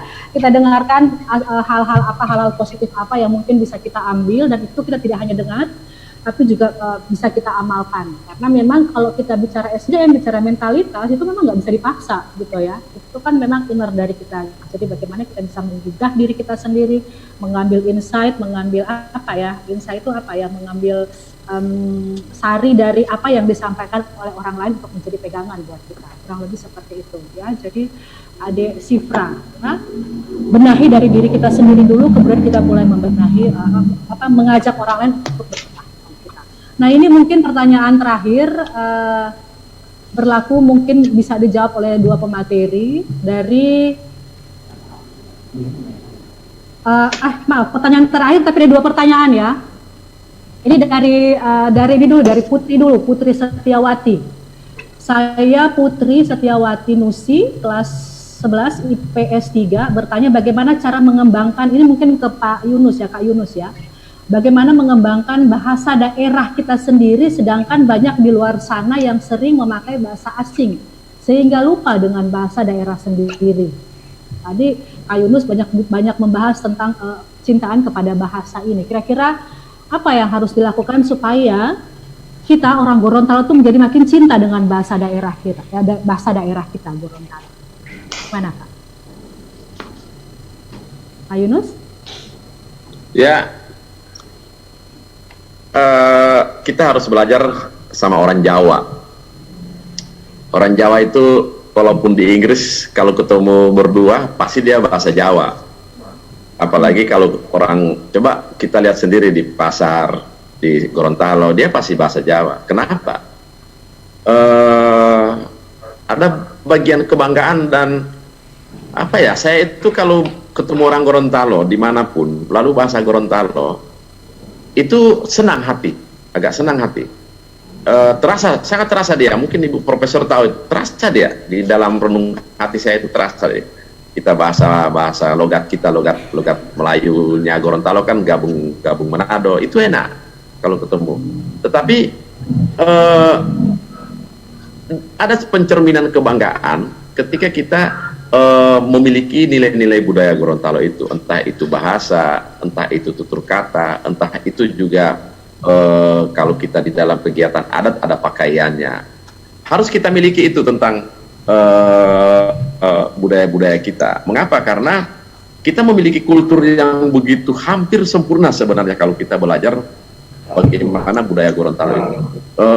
Bagaimana semua peradaban kehidupan kita itu ternyata ada di dalam kultur budaya kita di Gorontalo. Mulai dari memasaknya, cara memasaknya, sampai dengan cara nikah, bahkan bagaimana melantik seorang gubernur, melantik bupati, wali kota, itu ada semua. Dan itu pencerminan sifat-sifat kemanusiaan universal, dan tidak ada yang negatif, semua bagus, positif. Maka Anda harus memiliki kebanggaan itu. Adik-adik harus memiliki kebanggaan itu. Bagaimana caranya? Memang kami paham bahwa mereka yang hidup di kota, kemudian dengan lingkungan yang kiri kanan sudah sulit untuk juga berbahasa Gorontalo. Tetapi yang pasti dari diri kita sendiri dan orang tua kita yang harus memberikan semangat tentang budaya dan bahasa Gorontalo itu. Kita harus belajar bagaimana masyarakat Indian di Amerika, bagaimana masyarakat aborigin di Australia, itu hilang-hilang. Bagaimana di depan kita, Ami Udi juga tahu bagaimana orang Betawi hilang di Jakarta. Mengapa? Karena generasinya tidak memiliki, tidak memegang teguh tentang nilai-nilai budaya daerahnya. Jangan sampai hal ini juga terjadi di Gorontalo, akan tergerus dan sedikit demi sedikit akan hilang tentang itu. Mengapa kita harus pertahankan? Karena baik, karena ternyata memberikan semangat kita dimanapun kita berada tentang budaya ini. Nah, ini dipertahankan. Sekali lagi kita juga harus hormat, kita harus bangga, kita harus bercermin dengan orang Jawa, masyarakat Jawa, dan mereka memegang itu. Akhirnya coba lihat sendiri, memang kita tidak bisa pungkiri masyarakat atau jumlah penduduk Jawa begitu banyak, sehingga dimanapun mereka memiliki tempat yang begitu bagus, baik di politik dan lain-lain, di jabatan, kepolisian, TNI. Tapi mereka bangga dengan hal itu. Nah, kita harus memberikan motivasi ini kepada generasi kita, kepada adik-adik harus memiliki itu. Dan adik-adik tidak salah memegang teguh tentang budaya ini, tidak salah. Dan kita juga sudah merasakan hal itu seperti yang saya sampaikan tadi, banyak pantun, banyak peribahasa yang menghantarkan kita kepada kehidupan kita yang lebih bagus ke depan. Itu ya mungkin yang saya sampaikan tentang hal ini. Dan jangan malu untuk berbahasa Gorontalo. Betul. Suatu ketika saya kalau ketika keluar negeri dengan keluarga atau ketika ya jangankan di situ, di Jawa, di mana-mana, apabila ada yang kita pingin rahasiakan kan enak bahasa Gorontalo. Apabila kita mau lucu-lucuan kan enak pakai bahasa Gorontalo di daerah lain, di negara lain. Nah itu ya juga ternyata juga menguntungkan kita. Terima kasih. Makasih Kak, betul sekali memang.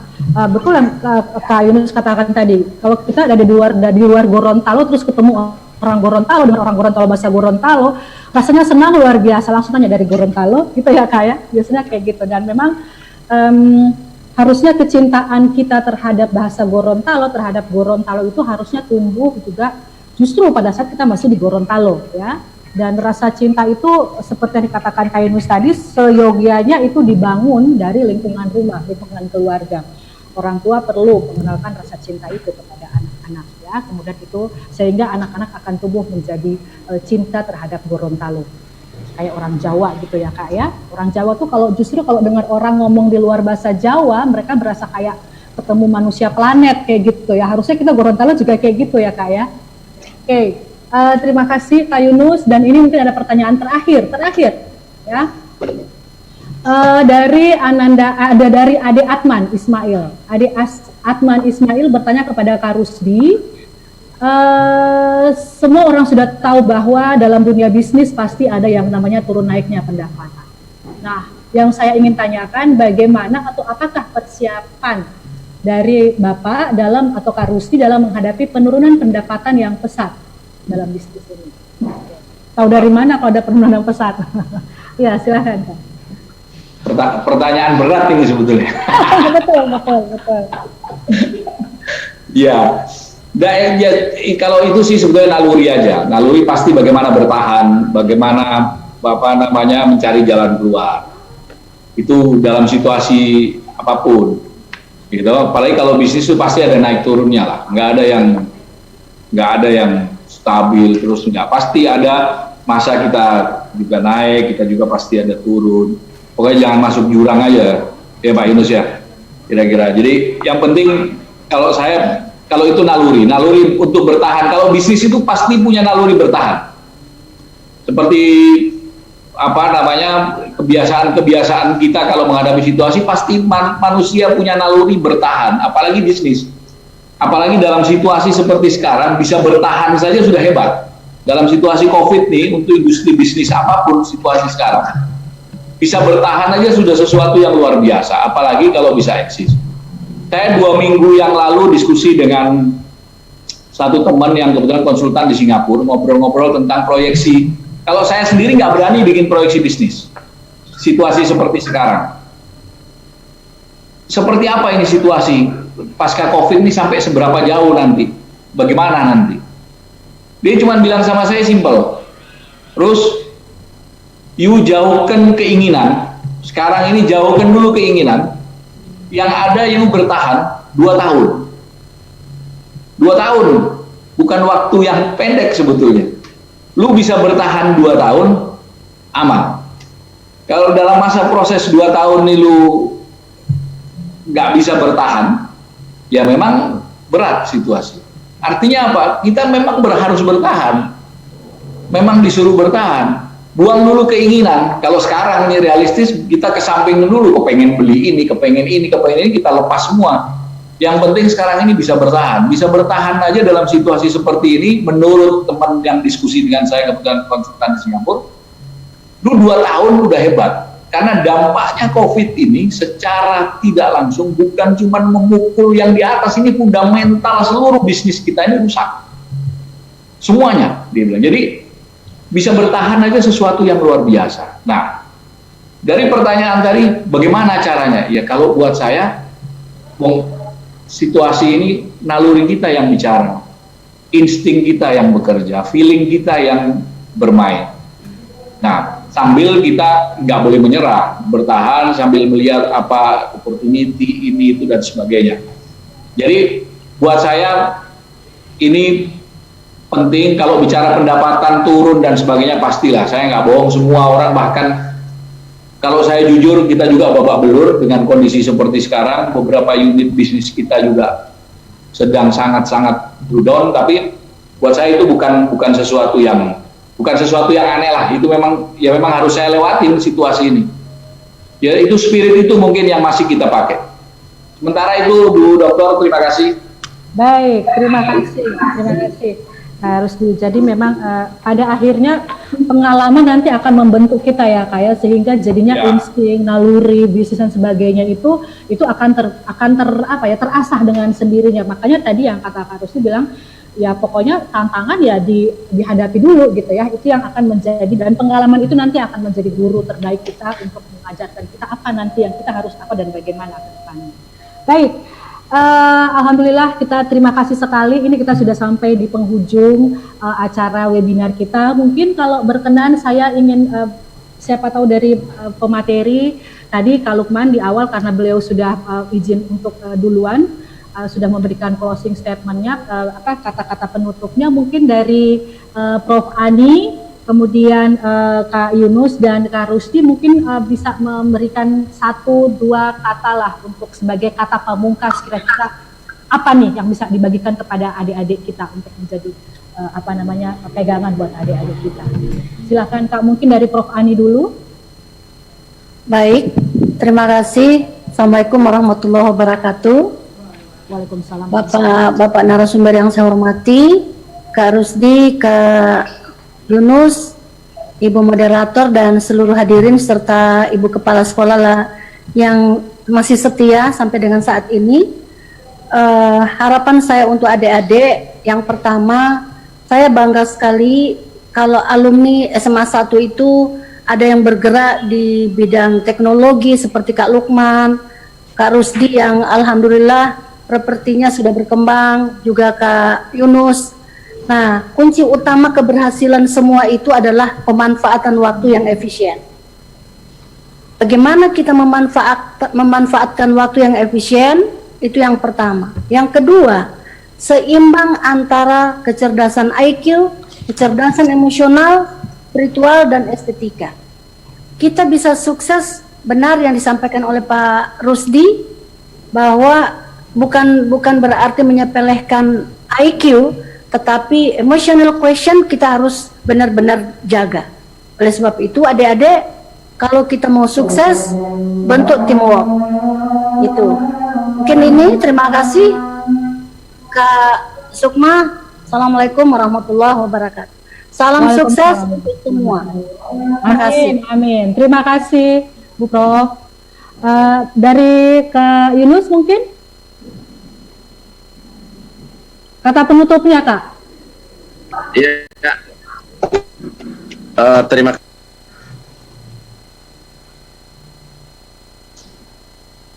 Unmute. Di-mute kan? Jaringan nih kayaknya nih ya. Halo? Halo? Halo? Iya. Pak Adit mungkin bisa tolong di unmute ya suaranya Pak Yunus ya. Oke. Ya, oke. Kami ulangi lagi. Terima kasih. Selamat ulang tahun untuk SMA Negeri 1 yang tercinta yang ke-69, umur yang begitu lumayan dan telah menghasilkan alumni-alumni yang hebat. Kemudian saya juga mengucapkan terima kasih kepada kepala sekolah, kepada guru-guru, dan permohonan maaf kami belum bisa memberikan yang terbaik untuk oleh Kakak Agus Makarao. Kita bisa seiring untuk memberikan yang terbaik pula untuk SMA tercinta. Berikutnya kami sampaikan kepada adik-adik untuk belajar dan belajar. Jangan malas, jangan terlalu pandang enteng dengan keadaan saat ini. Beda.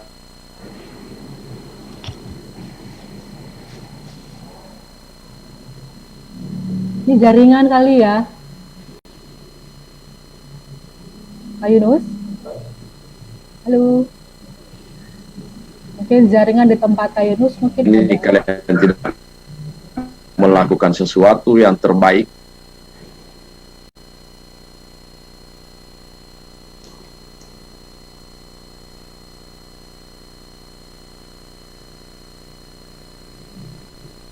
Halo, ini dampak teknologi juga nih ya. Teknologi itu memudahkan, tapi kadang-kadang juga jadi ya. Oke, Pak Yunus? Halo? Halo? Pak Yunus? Aduh. Baik. Maaf sekali, ini jaringannya agak ini ya. Jadi saya jadinya jadi kayak memotong di pembicaraan Kak Yunus. Halo. Baik. Sambil menunggu Kak Yunus jaringannya tersambung kembali, mungkin kita bisa saya bisa dengarkan sama-sama Kak Rusdi, mungkin closing statement-nya atau pernyataan penutupnya. Ya. Terakhir Kak. Ya, terima kasih moderator. Saya terima kasih dan hormat saya buat semua guru-guru SMA 1 yang selama ini terus terang tempat saya banyak belajar di SMA dan panjang usia semua, mudah-mudahan sehat selalu. Juga hormat saya buat Pak Ketua, Pak Agus, salam sehat selalu, panjang umur selalu. Juga buat semua adik-adik, ada 2 hal penting buat saya yang itu saya percaya adalah berpikir positif, berpikir yang sehat, dan itu menjadi salah satu jalan keberuntungan kita. Saya percaya di semua proses perjalanan bisnis ada satu faktor yang kita tidak bisa lupa adalah keberuntungan. Terima kasih buat semua, dalam salam sehat selalu, mudah-mudahan bisa berjumpa lagi. Terima kasih Bu Dokter. Terima kasih, terima kasih. Sudah komunikasi Bu Prof Ani, terima kasih banyak. Selamat semua buat Pak Lukman juga, Pak Wagub. Terima kasih. Sip. Terima kasih kepada para narasumber, dan mungkin saya sedikit menyimpulkan bahwa dari narasumber pertama sampai dengan yang terakhir tadi, hal yang penting yang perlu mungkin adik-adik ingat adalah yang perlu jadi pegangan adalah kecerdasan IQ penting, tapi juga dengan tidak menampilkan pentingnya kecerdasan emosional, kecerdasan spiritual ya, karena dengan itu semua akan membuat kita menjadi manusia yang baik, yang memiliki relasi yang baik dengan orang lain, sehingga dari relasi itu akan bisa membangun jaringan, bisa membangun teamwork yang solid dengan siapapun kita bekerja. Dan kemudian yang penting adalah jangan menyerah, apapun tantangannya, say no to no. Jangan katakan tidak ya, usahakan tidak mengatakan tidak dulu gitu, tapi melakukan dulu. Kemudian juga yang terpenting adalah manage waktu, pengaturan waktu. Jangan menunda-nunda pekerjaan. Jangan bekerja di akhir di penghujung deadline, kurang lebih seperti itu. Dan yang terpenting juga ridho orang tua, dalam hal ini terutama ibu dan juga bapak, itu sangat-sangat penting untuk selalu menjadi landasan kita setiap kali kita melangkah. Dan di akhir penghujung ini saya juga mengaturkan terima kasih kepada semua pihak, terima kasih kepada pihak sekolah yang memberi kesempatan kepada kami, terima kasih yang berkelimpahan juga kepada narasumber.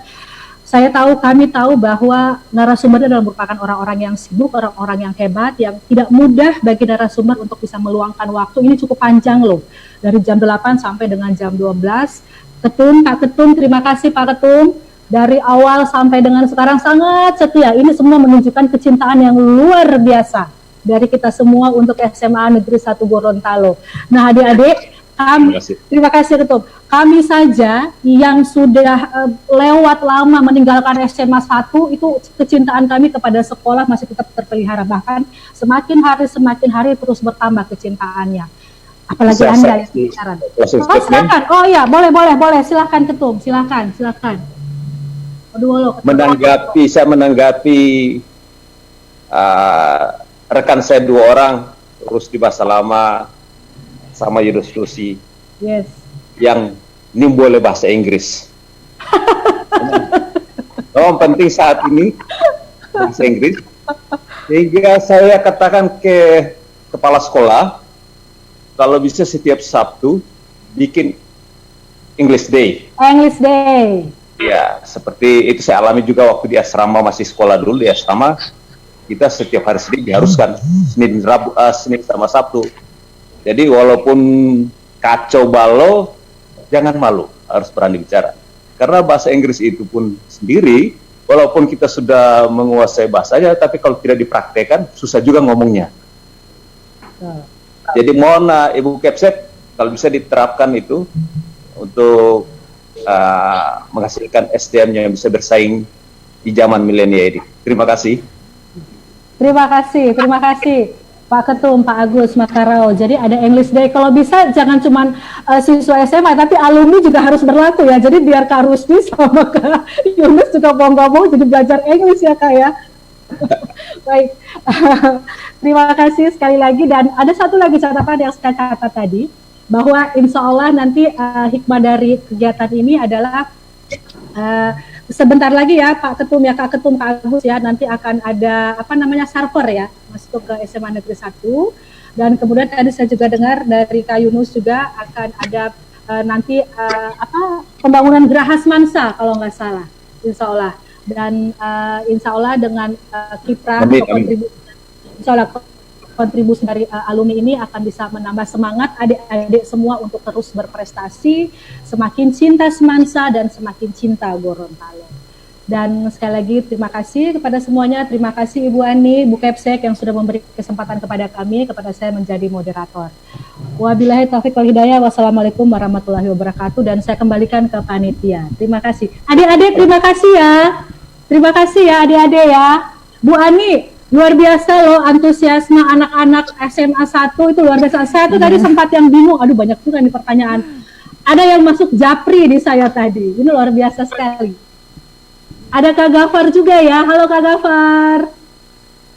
Tadi saya lihat juga ada Sekum nih tadi gabung, ada Kak Ivan Hijau. Sekum ya, ada hadir. Ada Sekum. Nah mungkin panitia silakan bisa diambil.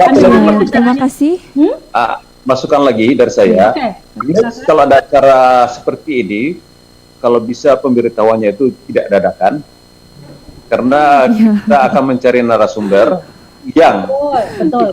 kesibukannya mereka, sehingga kalau kita sudah program jauh-jauh sebelumnya, mereka sudah bisa planning waktunya. Betul. Makanya terima kasih juga buat Rusdi Basalama dan Yunus Lusi, yang walaupun serba dadakan semua, mereka masih bisa menyempatkan waktu untuk menjadi narasumber pada hari ini. Terima kasih. Itu karena cinta Semansa ya Kak ya, Masya Allah. Iya. Itu. Semua ini kan lillahi ta'ala aja buat bantu. Iya, betul. Kak Ani itu di unmute dong mikrofonnya, siapa tahu ini bisa dipakai buat saling menyapa aja. Ini kan udah selesai. Panitia kumaha tuh bagaimana wololo buat panitia? Ya, Ibu Sukma, saya tutup dulu secara resmi. MC, saya kembalikan ke MC ya. Ini mungkin bisa dipakai buat acara saling menyapa lah ya. Kak Yunus, tadi saya dengar soal Geraha itu Kak. Gimana Kak kelanjutannya Kak? Pembangunan Geraha itu, Geraha Semansa. Sama Kak Rusdi. Maaf, saya potong. Saya masih ada meeting lagi. Oke. Saya ada meeting lagi. Iya. Secara resmi. Terima kasih ya. Ya, nanti kita lanjutkan lagi sapa-sapanya. Ya. Terima kasih Bapak Ibu narasumber serta hadirin sekalian dan adik-adik yang masih tetap setia berada di room ini ataupun menyaksikan secara live acara ini. Kita sudah berada di penghujung acara. Moderator, saya pamit ya. Iya. Tunggu, kalau saya juga sebenarnya mau pamit. Iya, saya juga mau pamit tapi nggak enak. Makasih. Kak Rusdi, makasih ya. Terima kasih Bu. Adek.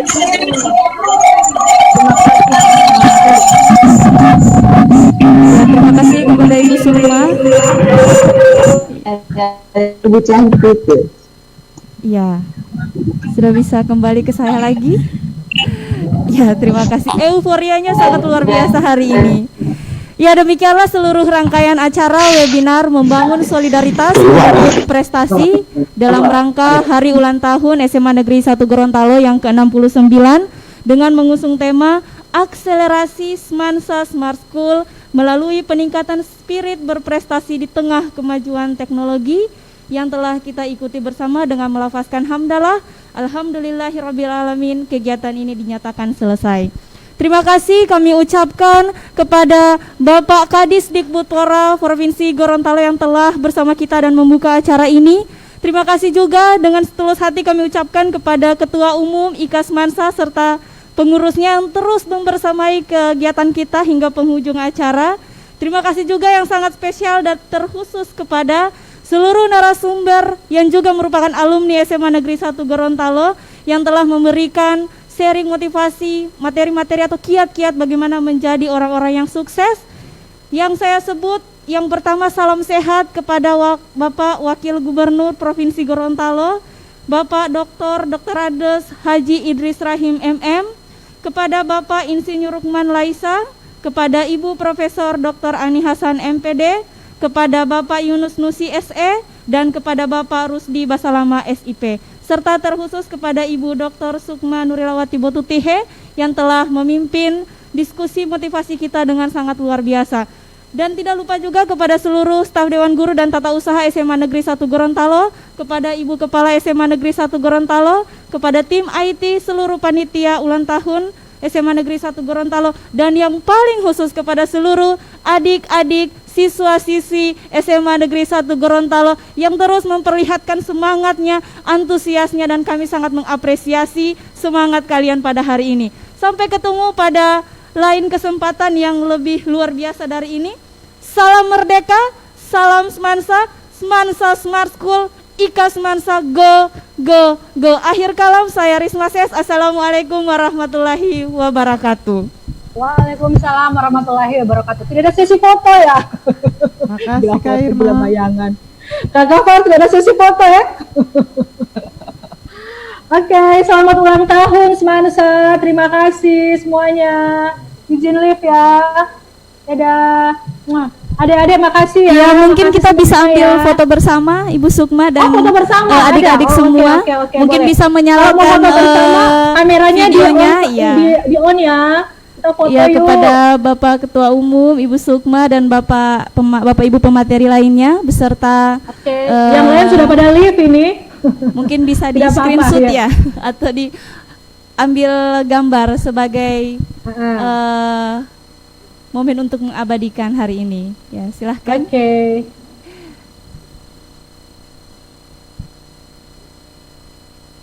Sudah panitia?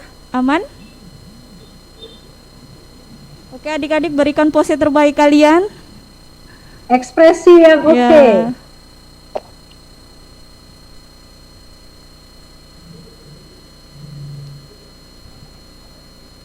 Sudah? Oke, terima kasih. Sekali Oke. lagi kami ucapkan terima kasih dan sampai jumpa untuk Ibu Sukma, Bapak Ibu narasumber yang sangat luar biasa hari ini, adik-adik SMA Negeri 1 Gorontalo dan seluruh audiens dimanapun Anda berada. Terima kasih. Dadah, terima kasih. Izin live ya.